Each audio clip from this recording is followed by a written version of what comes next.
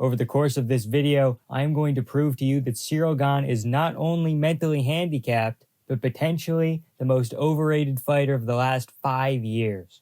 Ciryl Gane is great in the kickboxing department. He can stick to a game plan, but we haven't really seen him make proper mid-fight adjustments. It's something that we'll get to a little later, but his crowning achievement wins, and his best performances, are against Derek Lewis and Tai Tuivasa, guys that he not only matches up pretty well against, but also are pretty one-note guys. They both spend the whole fight throwing very little volume, trying to set up one big power shot. Ciryl Gane used his athleticism, just outsped them, really, and then poked from range before he found a KO. But he is largely lost on the ground. Gane has now pulled leg locks in 2 separate fights where he was in dominant position. Giving up these positions cost him rounds and arguably cost him fights. He's held onto a Kimura for 2 to 3 straight minutes while down on the scorecards, but it's okay because Gane and his coaches thought they were winning that fight. Good thing the judges understand what they're watching. Oh, come on!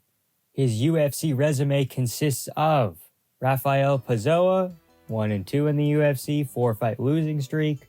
Don'Tale Mayes is 4-5 in the UFC with 1 no contest. Tanner Boser is 5-5. He's going to be off in the GFL. Junior Dos Santos, also GFL bound. He was on a 3-fight losing streak going into that fight. Jairzinho Rozenstruik is one of the better names in Ciryl Gane's resume, but he can't win against top 5 names. Losses to Francis Ngannou, Curtis Blades, Alexander Volkov, and Jailton Almeida. For my money, beating Alexander Volkov in the first fight is the best name and performance on his resume. Wasn't a finish, but Volkov is a hard night out for anyone. Clear but close decision. Then he went on to beat Derek Lewis when Derek was on a 4-fight win streak. Oh, what's Derek up to now? Oh, he can only beat cab drivers? Oh, makes a lot of sense.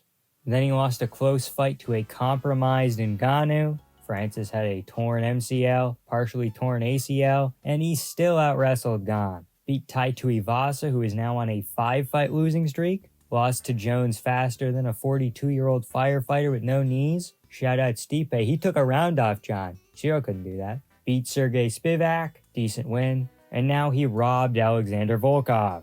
29-28 Volkov is what I had it scored as. Honestly, I think it would be easier to score at 30-27 Volkov than 29-28 Gane. 2 out of 3 judges giving Gane the second round makes me want to lobotomize myself. The MMA Factory, and specifically Fernan Lopez, is a big part of why Ciryl Gane is where he is in his career. People leave that gym, and they become 3 times better. Ngannou left in 2018. For my money, Extreme Couture is currently the best gym on the planet. He has gotten significantly better since 2018. Won the title, scared off John Jones, went to the PFL and put on a clinic over there, right? He's done a lot since then. Nasruddin Imavov left in 2023. He's been on a run since then. Ciryl Gane is the last big name to be hanging out with Lopez, who also, not so fun fact, beat his significant other. So, not a great place to be. The grappling is not great. Ciryl Gane probably couldn't wrestle his way out of a broom closet. Francis Ngannou didn't originally plan to wrestle in the Ciryl Gane fight. Kind of just picked it up on the fly. He wrestled defensively a lot in the Stipe fight. He picked up a couple of things offensively. Used that very well against Gane. Going into that fight, we thought Ciryl Gane had the wrestling and the grappling advantage. We thought Ngannou was going to have to knock him out, and he couldn't do that from the range that Ciryl Gane fights at. He's just going to pick at him for 5 rounds. Francis is 2-1 note. Well, guess who was 1 note after all? It was Ciryl Gane. John Jones further exploited this weakness. Gane overcommitted on a looping punch. John got to the clinch and ragdolled Gane until he presented his head for a guillotine. This may surprise some of you. Alexander Volkov is not a wrestler. Recently his grappling has been getting better, but his body isn't built for that. Fighters use whatever physical gifts they have, and they try to limit whatever weaknesses they have. Alexander Volkov is built for long striking. In comparison, someone short, stocky like DC, he couldn't rely on that. He'd have to get to the clinch, really work wrestling. That's what you do as a fighter. The way he was taking down Gane with double legs especially is unusual for tall, lanky guys. He'd even be better suited for jiu-jitsu. Imagine Volkov's long legs locking in a body triangle or triangle choke. Lethal.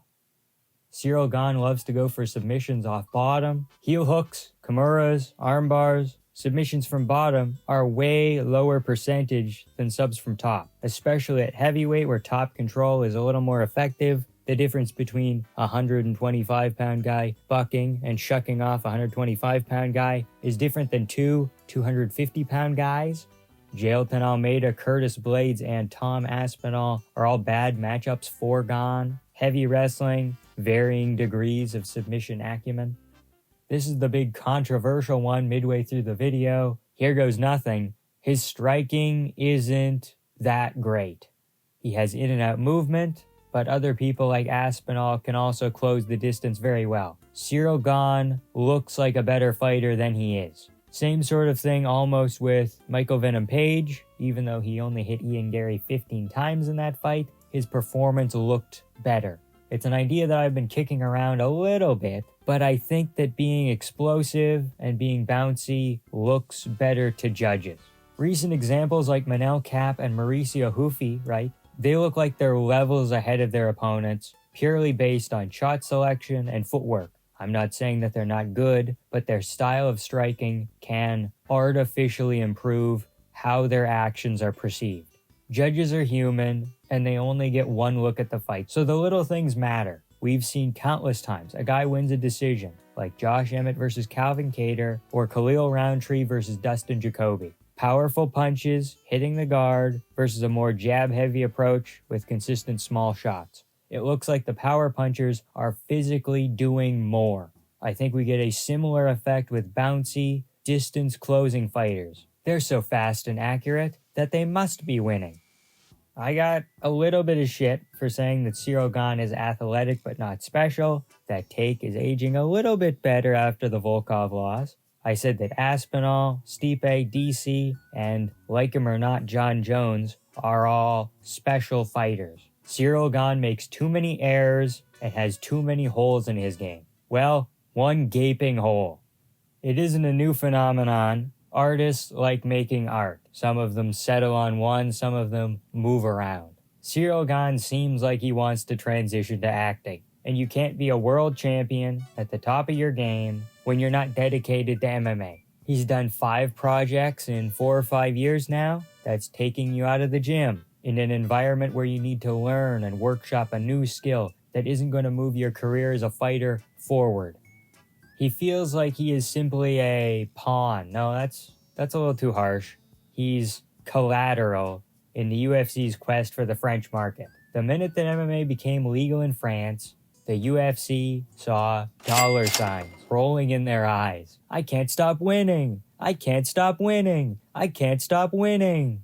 Another European market, you know what that means. They have money. That's why the UFC doesn't go to Africa. Africans don't have money. That's why they don't go to a bunch of South American countries other than Brazil. They don't have money. The UFC doesn't go places that don't have money. France has money. Wow, this is a place where we can build a market and get a dedicated fan base, and we can get a fight night there every year. So you look up and down the roster, you look at French fighters in the UFC, and you say, who could sell a pay-per-view?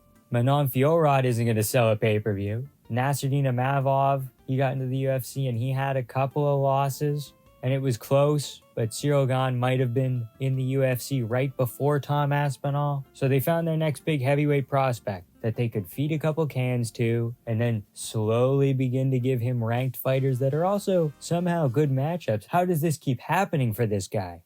And then when push comes to shove, the lack of good competition early on bites him in the ass. He never figured out how to counter wrestle against guys bigger than him. He was already the biggest and most athletic heavyweight at the gym. The talent in France wasn't great. So like a house whose foundation was built on sand, he was confident in a skill that didn't exist. Because he didn't face these fighters on the come-up, he avoided Tom Aspinall and Curtis Blades before they got to title fights. And then the same day that Tom Aspinall and Curtis Blades 2 was announced for the interim title, Ciryl Gane wants the winner. After avoiding them when they were ranked lower, because they weren't on a long enough win streak, and they didn't excite him, and they didn't get him any closer to the title. Well, now who needs who? Huh, Ciryl? You didn't think this through. You and your manager, I don't even know who it is, didn't think this through. You and your wife-beater coach didn't think this through.